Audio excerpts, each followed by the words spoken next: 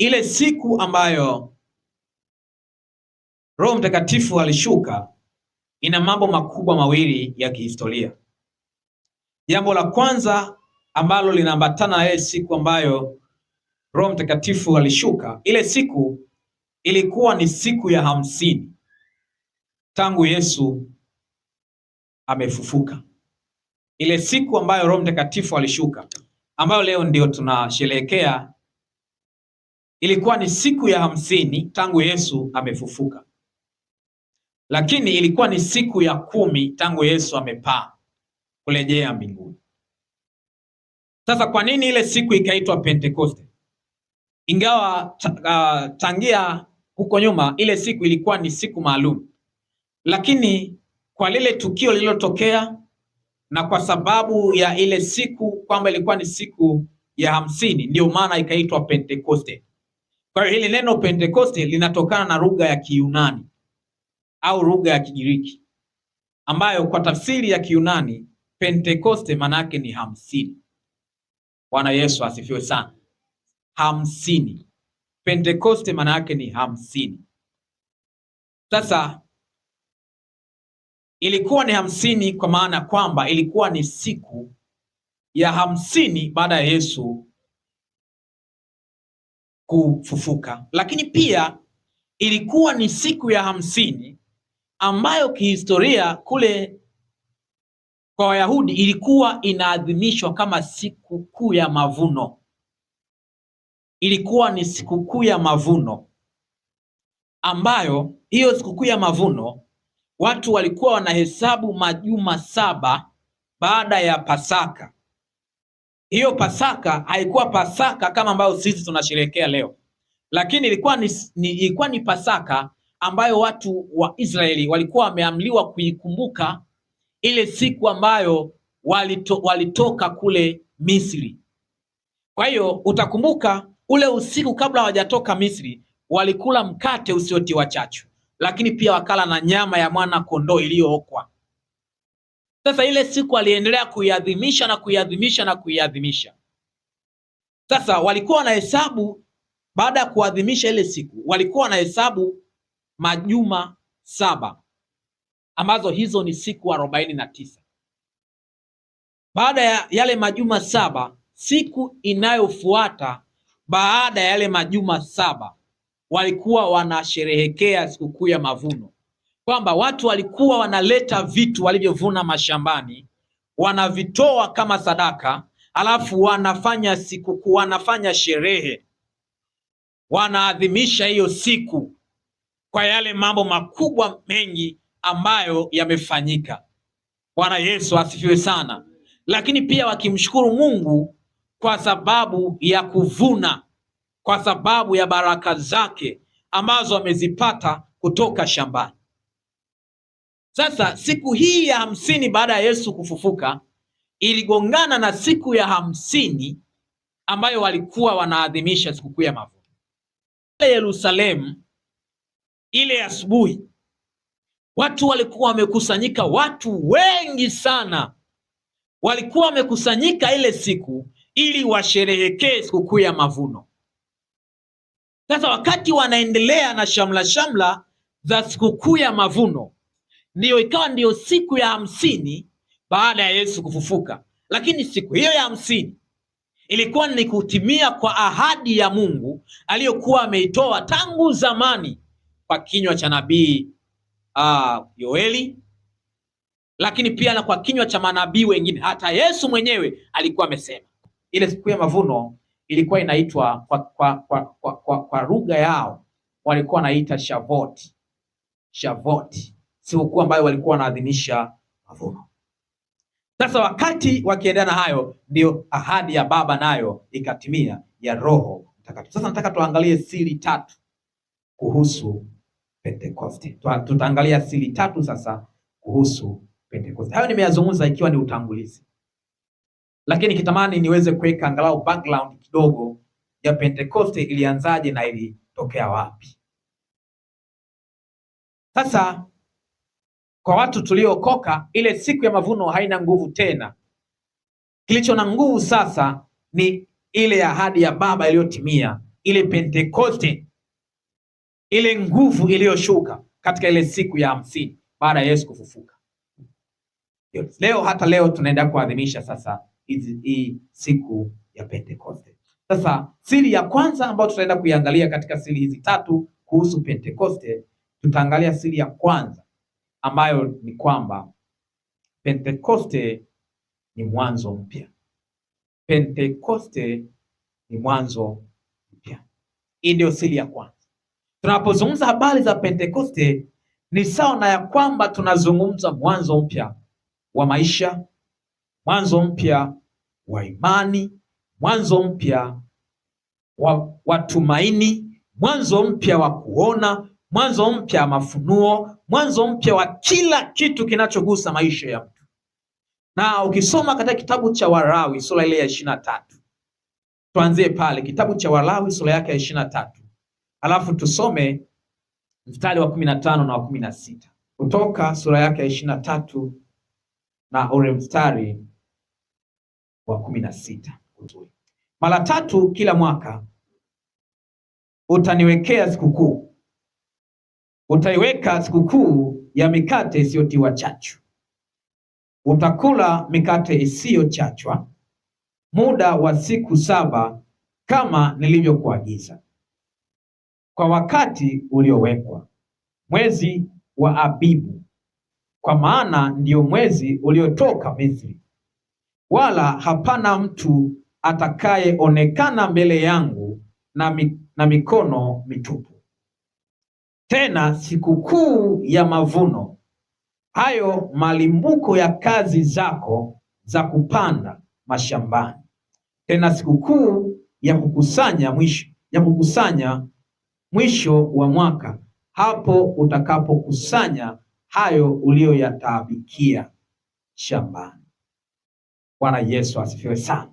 Israeli waliamliwa kuwa na sikukuu. Walipotoka kule Misri waliamliwa kuwa na sikukuu. Na katika kitabu hiki cha Kutoka tunaona waliamliwa kuwa na sikukuu 3.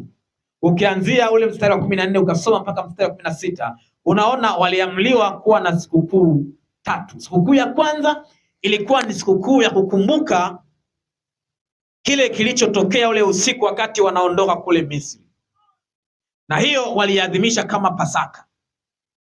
Lakini sikukuu ya pili ilikuwa ni sikukuu ambayo walikuwa wanamtolea Mungu, kila mtu kwa kadri alivyofanikiwa. Walikuwa wanakusanya vitu, wanaenda kumshukuru Mungu.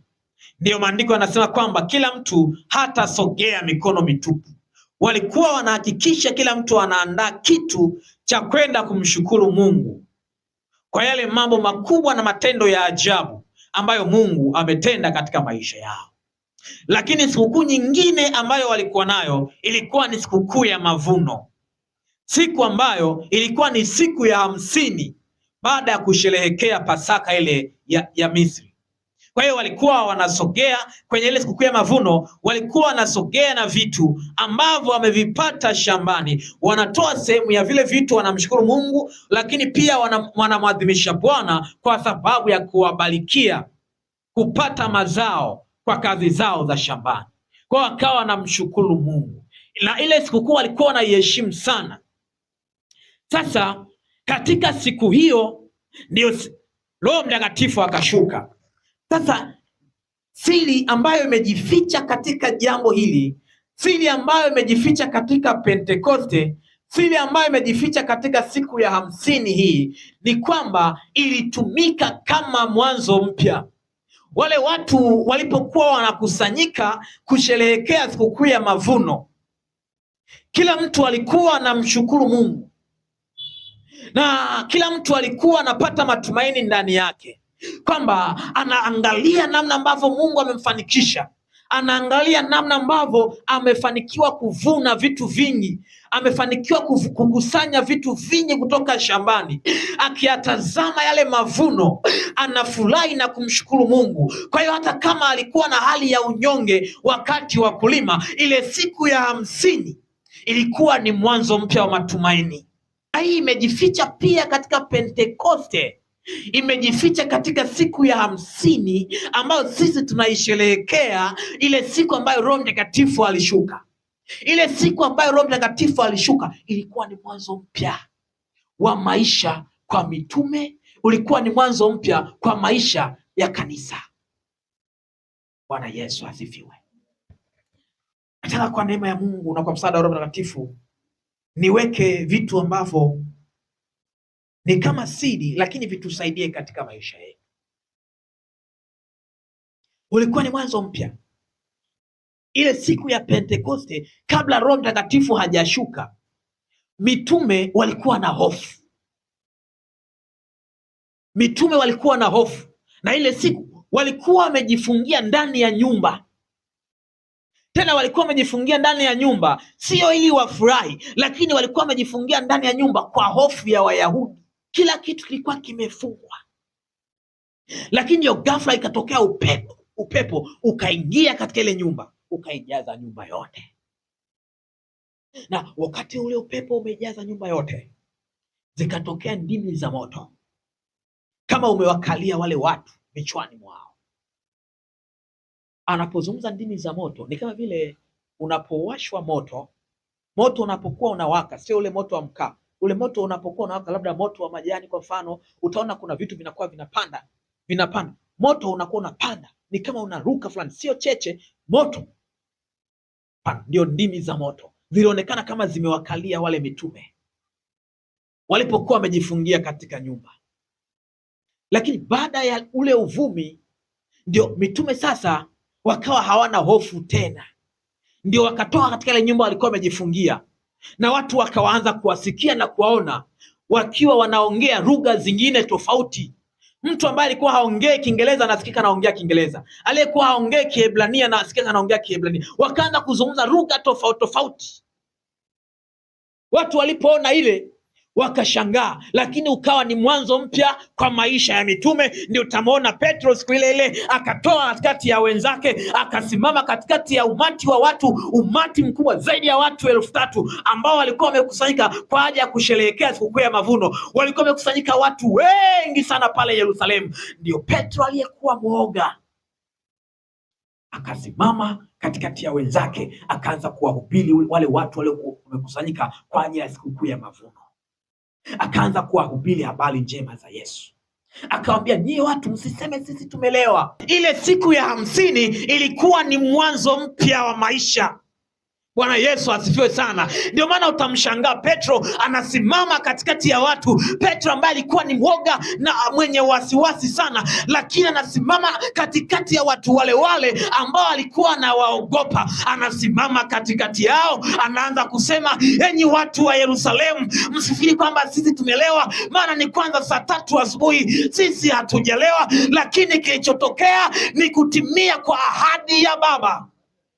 Bwana Yesu asifiwe sana. Akasema ni ile ahadi ya Baba imetimia. Yule Yesu ambaye mlimsulubisha ndiye ambaye ameyafanya maajabu haya mnayoyaona. Bwana Yesu asifiwe sana. Maanake ametumiminia roho yake. Ulikuwa ni mwanzo mpya. Pentekoste ni mwanzo mpya. Ifanye siku ya leo hiyo ni siku ya mwanzo mpya katika maisha yako. Bwana Yesu asifiwe sana. Tunaposherehekea sikukuu ya Pentekoste, ifanye sikukuu ya Pentekoste ikuache na jambo jipya kwenye maisha yako. Pentekoste ni mwanzo mpya. Mwanzo mpya. Na jambo la kwanza ambalo ni ishara ya mwanzo mpya ni maisha ambayo mitume waliyaishi baada ya pale. Hawakuogopa tena Wayahudi. Lakini pia jambo lingine utaliona ambalo linakuonyesha kwamba Pentekoste ni mwanzo mpya. Wale watu waliokuwa wamekusanyika kwa ajili ya sikukuu ya mavuno hawakuishia tena kutoa vitu vyao na kushangilia kwamba wamevuna. Walijazwa Roho Mtakatifu siku ile. Tena watu 3,000 wakabatizwa. Bwana Yesu asifiwe sana. Na wale watu 3,000 walipobatizwa wakawa sehemu ya mitume. Ndio maandiko yanasema katika kitabu cha Matendo ya Mitume sura ya 2 kuanzia mstari wa 42, Biblia inasema kwamba wakawa kidumu katika fundisho la mitume. Wakawa kidumu, watu 3,000 wameongezeka kuwa sehemu ya mitume. Bwana Yesu asifiwe. Pentekoste ni mwanzo mpya. Pentekoste ni mwanzo mpya. Na hiyo ni siri ya kwanza kuhusu Pentekoste. Pentekoste ni mwanzo mpya. unapoadhimisha sikukuu ya Pentekoste, hautakiwi kuendelea kuwa mkavu kiroho. Unatakiwa uanze kusikia bubujiko, maana Pentekoste ni mwanzo mpya. Bwana Yesu asifiwe sana. Hii siku ilikuwa katika Agano la Kale wanaisherehekea kama sikukuu ya mavuno. Na kweli hata walipoisherehekea kama sikukuu ya mavuno ilikuwa inawapa kama mwanzo mpya katika maisha yao.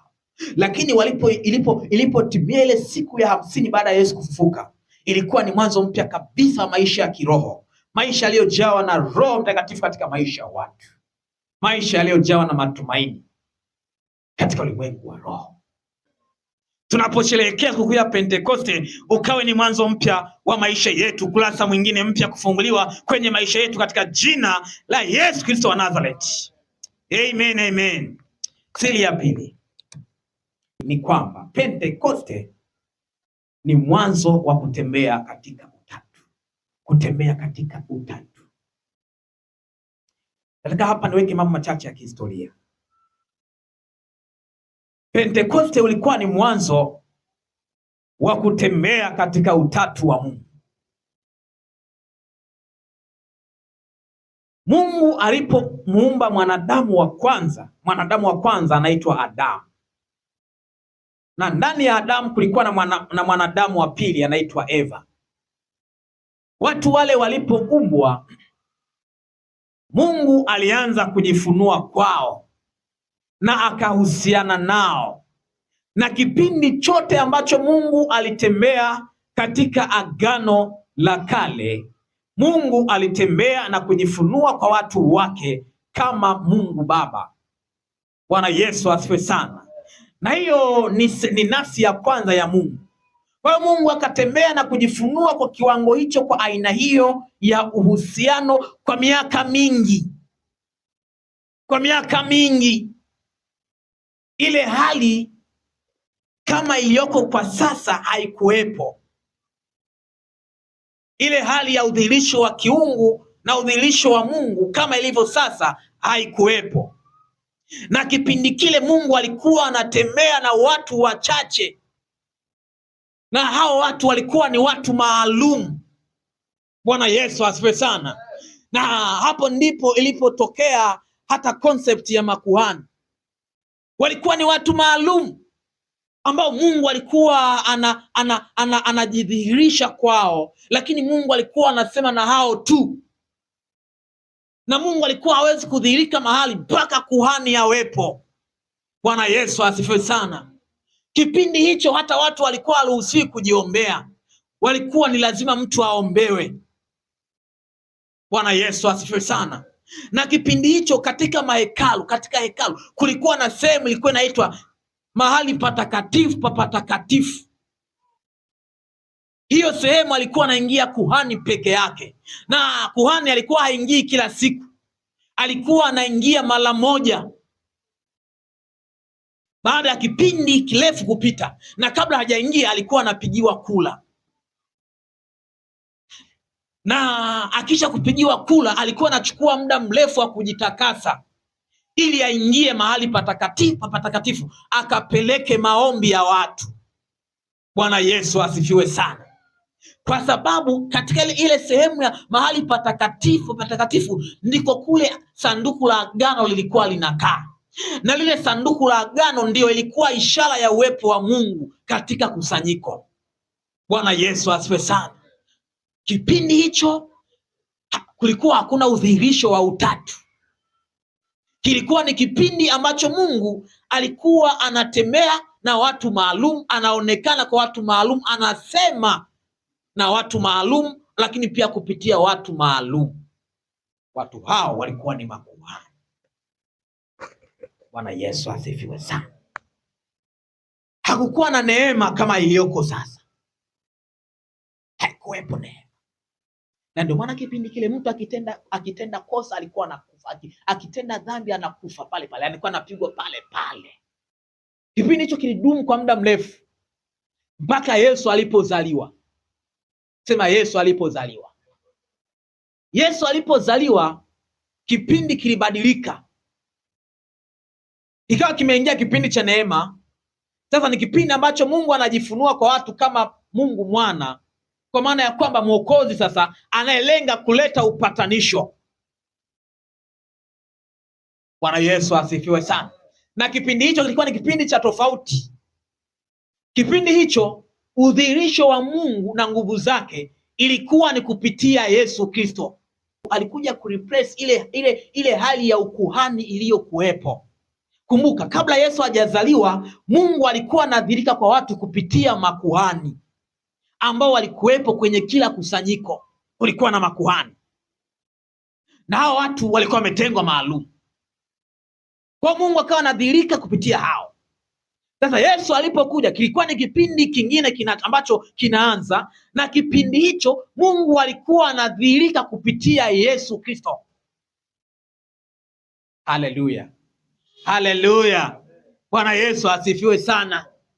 Ndio maana utaona miujiza mingi kipindi hicho ilitendeka, miujiza mingi kipindi hicho. Wafu walifufuka kipindi hicho cha Yesu, viwete walitembea kipindi cha Yesu, viziwi walisikia kipindi cha Yesu, wenye ukoma walitakasika. Hayo mambo yalikuwa yanatokea pale Yesu alipo, kwenye mikutano ya Yesu. Ndio mambo hayo yalikuwa yanatendeka. Hicho kipindi haikuwa kipindi tena cha makuhani, ila kilikuwa ni kipindi cha Yesu. Na Yesu sasa pale, mpaka leo Yesu anasimama kama kuhani mkuu. Haleluya. Ile kazi ambayo makuhani walikuwa wanaifanya kabla Yesu hajaja, ile kazi inaendelea kufanyika, lakini anaifanya Yesu mbinguni. Haleluya, Bwana Yesu asifiwe sana. Kwa hiyo kikawa ni kipindi kingine tofauti na kile cha kwanza. Hicho kipindi kilidumu kwa miaka michache sana ukilinganisha na kipindi kile cha kwanza ambacho kilidumu miaka mingi sana, cha Mungu kujifunua kupitia kama Mungu Baba na kujifunua katikati ya watu kupitia makuhani. Hicho kilikuwa ni kipindi kirefu, lakini kipindi cha Mungu kujifunua kupitia mwanawe kilikuwa ni kipindi kifupi, miaka kama 33, lakini ilikuwa intensively sana, miaka mitatu, wakati Yesu alipokuwa akifanya huduma. Bwana Yesu asifiwe sana. Sasa kipindi hicho kikapita, ndio kikaingia kipindi kingine. Kipindi hicho kilianza siku ya Pentekoste. Sema Pentekoste. Kilianza na ile siku ya ile siku ya 50 baada ya Yesu kufufuka. Sasa ikawa Mungu hajifunui tena kwa watu kama Mungu Baba, hajifunui tena kupitia makuhani. Ikawa Mungu hajifunui tena kwa watu kupitia mwanawe, akawa hajifunui tena kupitia mwanawe. Mungu akawa anajifunua katika utatu wake, kwamba sasa Mungu anadhihirika mahali popote, saa yoyote. Kinachohitajika tu ni watu wenye imani sahihi wakiwepo kwenye hilo eneo, Mungu anadhihirika. Haleluya, haleluya. Sasa ni utatu unadhihirika mara moja. Bwana Yesu asifiwe sana. Ndicho kipindi ambacho kinaendelea sasa. Sasa hicho kipindi kilianza ile siku ya Pentekoste. Ndio maana siri ya pili ambayo nimekwambia ni kwamba Pentekoste ulikuwa ni mwanzo wa kutembea katika utatu. Hakuna kutegemea tena makuhani, hakuna kutegemea tena Yesu aje kama mwana, kama vile alivyojifunua wakati ule, kama alivyotembea na mitume. Hakuna kutegemea staili ile, lakini ni kutegemea nguvu itokayo juu. Ile siku ya ile nguvu ambayo ilishuka siku ya Pentekoste, unaitegemea hiyo ukimwamini Yesu Kristo. Ukishamwamini Yesu Kristo, udhihirisho wa Baba unaonekana kwenye maisha yako. Ndicho kipindi tunachotembea. Bwana Yesu asifiwe sana. Angalia kitabu kile cha Yohana Mtakatifu sura ile ya 14 mstari 26. Yohana Mtakatifu sura yake ya 14 na ule mstari wa 26. Bwana Yesu asifiwe. Bwana Yesu asifiwe tena. Kwa hiyo siri ya tatu iliyofichwa ndani ya Pentekoste ni mwanzo wa kutembea katika utatu. Mwanzo wa kutembea katika. Hiyo ni siri ya pili. Mwanzo wa kutembea katika utatu. Manake Baba, Mwana na Roho wote kwa pamoja kudhihirika katika maisha. Sasa kitu kikubwa sana katika hilo ni kwamba hauhitaji mtu wa kuombea. Sio lazima mtu wa kuombea. Wewe binafsi unaweza ukasimama na kumwomba Bwana akasikia kutoka mbinguni. Wewe mwenyewe hata uko nyumbani kwako, unaweza kaamua tu kupiga magoti namna hii, ukaenda mbele za Bwana unaomba, Bwana anakusikia. Sio lazima iwe kama ile zamani kwamba kuhani unaenda unamwambia kuhani anakubebea mambo yako. Hata wewe mwenyewe unayabeba yale mambo, unaenda nayo mbinguni, maana ndicho kipindi ambacho tunakiishi. Bwana Yesu asifiwe sana. Haleluya, haleluya. Unayapeleka mambo yako kwa Bwana, unamwambia Bwana, unamweleza Mungu, unamwambia Bwana bila kuogopa chochote. Lakini unapokuwa ukifanya hivyo, kitu ambacho kinatakiwa sasa, pamoja na mabadiliko yote yaliyofanyika, hili lazima nikwambie mtu wa Mungu, pamoja na mabadiliko yote yaliyofanyika katika vipindi vitatu nilivyokuambia, lakini kuna kitu ambacho hakijabadilika. Bwana Yesu asifiwe sana. Bwana Yesu asifiwe sana. Sema kuna kitu ambacho hakijabadilika. Sema tena, kuna kitu ambacho hakijabadilika. Ni kweli kumekuwa na mabadiliko, lakini kuna kitu ambacho hakijabadilika kabisa. Kitu ambacho hakijabadilika ni utakatifu. Sema utakatifu. Sema utakatifu. Haleluya, sema utakatifu. Hicho hakijabadilika na hakitabadilika. Wakati ule wa makuhani, nakupa siri, nazungumzia siri za Pentekoste. Kitu ambacho hakijabadilika ni wakati ule wa makuhani, kabla kuhani hajaingia kwenda kuomba, kuyapeleka mambo ya watu, alikuwa lazima ahakikishe ni mtakatifu, anajitakasa kwa siku nyingi kabla hajaenda, na ilikuwa akiingia akiwa na dhambi anafia kule mahali patakatifu patakatifu. Na ndio maana wale makuhani walipokuwa wakiingia kule, walikuwa vitu viwili lazima vifanyike. Kwanza, lazima afungwe mnyororo, lakini pia alikuwa ni lazima afungwe kengele, kwamba atakapokuwa anaendelea na shughuli zake kule ndani mahali patakatifu, akiwa anaendelea na shughuli zake, ile kengele ilikuwa inaendelea kulia kwamba yuko haya anaendelea. Bwana Yesu asifiwe.